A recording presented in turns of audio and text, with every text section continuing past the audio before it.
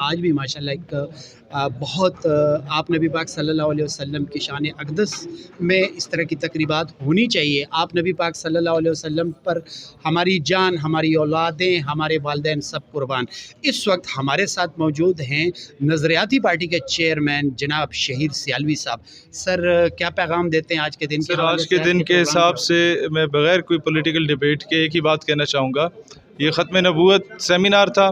Pakistan नज़रियाती party ये मुतालबा करती है कि आइन साजी और लेजिस्लेशन होनी चाहिए कि माइनॉरिटीज़ को उनके राइट्स मिलने चाहिए, लेकिन एक तबका है जो पाकिस्तान के कॉन्स्टिट्यूशन और इसके आइन को, पाकिस्तान के आइन को तस्लीम नहीं करता।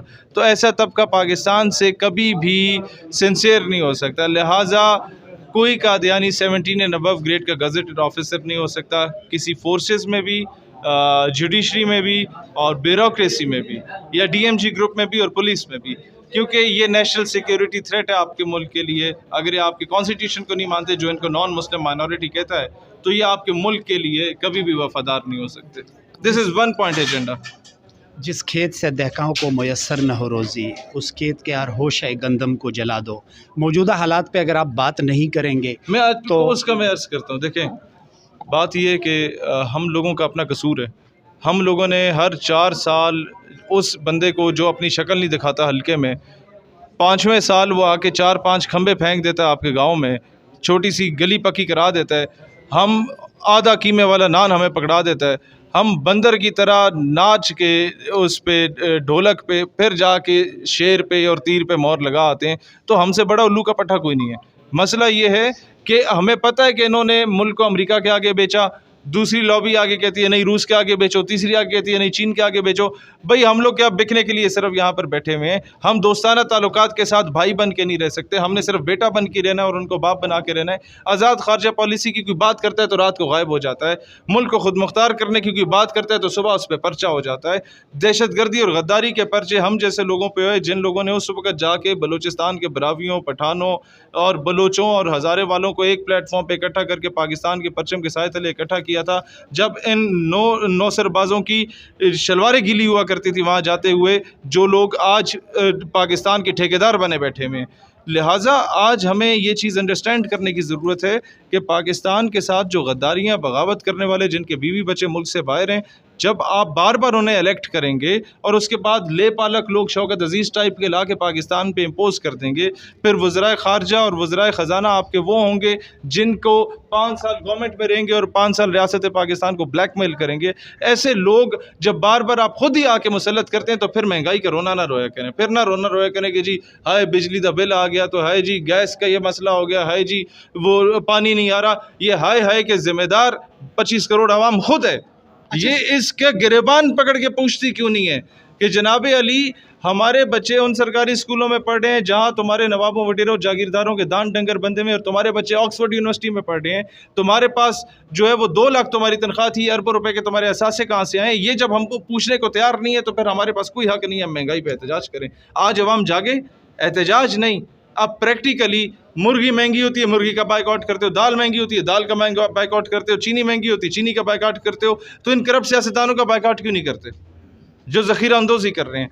एक ही बार फैसला करें, वंस फॉर ऑल। अगर ये फैसला नहीं करते, ये लोग जिनके साथ ईरान के साथ आपकी गैस पाइपलाइन का मुआहदा हो गया, जरदारी का मुआहदा हो गया और एंड पे ईरान ने बिछा दी, आपने बिछाने को तैयार नहीं हुए। क्यों नहीं हुए? क्योंकि अमेरिका इनका बाप है, उनकी कॉल आ गई थी। तो कब या बाप को राज़ी करो या 25 करोड़ आवाम को राज़ी करो। सर आप बात ठीक कर रहे हैं, महंगाई की बात तो अपनी जगह है। इस वक्त जो 50,000 से कम कमाने वाले हैं वो 2 वक्त की रोटी पूरी नहीं कर पा रहे। सर मुझे ये बताएं, मैं इसका रोना किसके आगे रूं? मुझे बताएं ना, कसूरवार कौन है? ठीक है सर, ये आप हैं या मैं हूँ? जी। हम लोग जानते हैं कि बंदा जानी है, शराबी है, रशोई है, कुत्ते लड़ाने वाला है, बटेरे लड़ाने वाला है, लेकिन उसने जनाब एंड पे 1-2 बड़ी गाड़ियों के साथ और 6-7 गनमैन के साथ आ जाना आपके पास। आप कहेंगे मलोक जी तुसी आ गए हो, चौधरी जी तुसी आ गए हो, तुसी साढ़े प्यो दादे हो, तो असी साड़ी आने वाली नस्लें भी तुहाडी गुलाम ने। हमारी आदत है कि नहीं? हम कहते साड़ी इज्जत वध गई है कि भाई भावें तुसी जनाई हो या शराबी हो, भावें तुसी शिकारी हो, लेकिन ये कि तुसी वड्डी गड्डी आ गए हो साढ़े घर वोट मंगन, साड़ी तो पिंड इज्जत हो गई है। ये इज्जत। और फिर दूसरा, ये कि जनाब ये गुजर है तो ये अवान है, ये चौधरी है, ये फलाना है, ढिमकाना है, ये हमारी बरादरी का है, बरादरी का मसला है। बरादरियाँ जितान आस्ते असी पाकिस्तान हराई बैठे हैं। Fact of the matter is कि हमने अपनी बरादरी की इज़्ज़त बचाने के लिए अपने मुल्क की इज़्ज़त को दाव पे लगा दी है। अब जो मेहमान आए थे हुकूमत करने के लिए, वो मेहमान वापस अपने अपने मुल्कों में चले गए, तो हमारे मुल्क का क्या हाल होगा अब? सर बात यह है कि उन मेहमानों को जब लाया गया था, चलो वो इलेक्टेड नहीं थे, सिलेक्टेड थे, लेकिन जितने कोई सिलेक्टेड थे उनको वोट देने में किसका किरदार था? इनको वोट तो नहीं दिया मैं गया आपको बताता हूँ, नवाज शरीफ को पहले 2 बार किसने इलेक्ट वो किया? हमारी गलती थी या कौम की गलती थी? अब दोबारा ये कह रहे हैं कि मियाँ जदों आएगा तो लग पता जाएगा। पहले छोटा मियाँ आया था, इसने कहा था हम कपड़े उतार देंगे अपने और मुल्क की आवाम को रिलीफ देंगे। ये उल्लू का पट्टा हमारे कपड़े उतार के चला गया। अब बड़ा मियाँ आएगा, हमारी चमड़ी रहेगी, वो उल्लू का पट्टा चमड़ी उतार के जाएगा। मार्क माई वर्ड्स, ये आवाम फिर ढोल पीटेगी इस्लामाबाद एयरपोर्ट के बाहर और ये कहेगी कि पहले आफिया सिद्दीकी को बेच कर मुशर्रफ ने और तुम लोगों ने उसके नाम पे सियासत करके इस कौम का ज़मीर बेचा, अब जो रही सही कसर है इसको अमेरिका के आगे दोबारा बेच दो। क्योंकि आपको पता है CIA के कहने पे किस तरीके से मेरा इमरान खान से लाख इख्तलाफ है, मुझे कई मरतबा उसने जेल में डाला, लेकिन CIA के कहने पे जब उसको उठा के आप परे कर देते हैं तो फिर मैं समझता हूँ रियासत का यही हाल होता है। अच्छा सर, मैं एक बात ये पूछना चाहता हूँ, जैसे खान साहब ने गुज़श्ता 27 साल से उन्होंने स्ट्रगल की, कौम को जगाने की कोशिश की, फिर हमने उन पर इल्ज़ाम लगाया कि वो भी यहूदी एजेंट है, और इसके साथ साथ बहुत सारे इल्ज़ामात लगे, ठीक है, और ये भी कहा गया कि इस्टेब्लिशमेंट उनको लेकर आई। ये इल्ज़ाम तो आप पर भी है कि आप भी इस्टेब्लिशमेंट के पैदावार है। इस तरह आवाम को किस तरह आप ये क्लियर करेंगे? मैं आपको बहुत सिंपल क्लियर आवाम करता के लिए हूं। आज मेरा भाई आया था अब्दुल्ला गुल, वो जनरल हमीद गुल एक्स DGI सही है, उनका बेटा है। उसकी पार्टी 12 साल हो गई है। कितने MNA MP हैं उसके पास? एक भी नहीं है। जनरल फैज़ अली चिश्ती पॉलिटिकल पार्टी के चेयरमैन है, कितने MNA MP हैं उनके पास? एक भी नहीं है। जनरल साद खटक पॉलिटिकल पार्टी के चेयरमैन है, कितने MNA MP हैं उनके पास? एक भी नहीं है।